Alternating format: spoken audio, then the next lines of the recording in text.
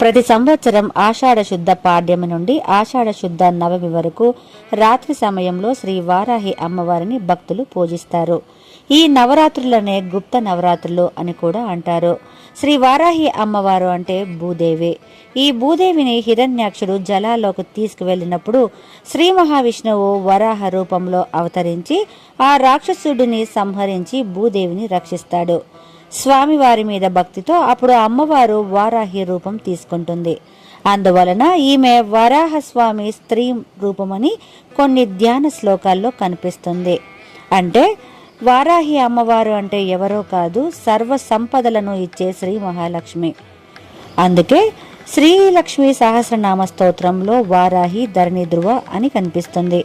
వారాహి అమ్మవారు స్వరూపాన్ని గమనిస్తే వరాహ ముఖంతో అష్టభుజాలతో శంఖ చక్ర హల ముసల పాశ అంకుశ వరద అభయహస్తాలతో ప్రకాశిస్తూ మనకు దర్శనం ఇస్తుంది.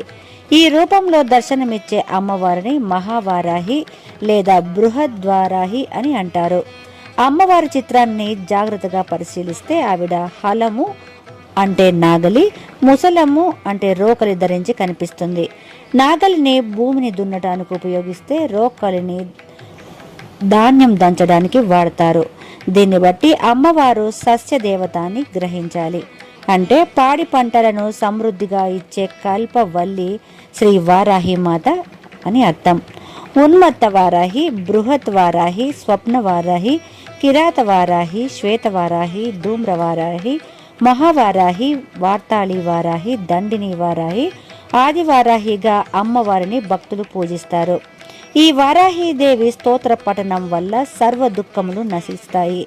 శ్రీ వారాహీదేవిని మనసులో తలచినంతనే వారి శత్రువులు నిగ్రహింపబడతారు. తన భక్తులకు ఎనలేని శుభాలు కలిగించును వారాహి మాత. తన భక్తుల యందు ఎల్లప్పుడూ దయ కలిగి ఉంటుంది.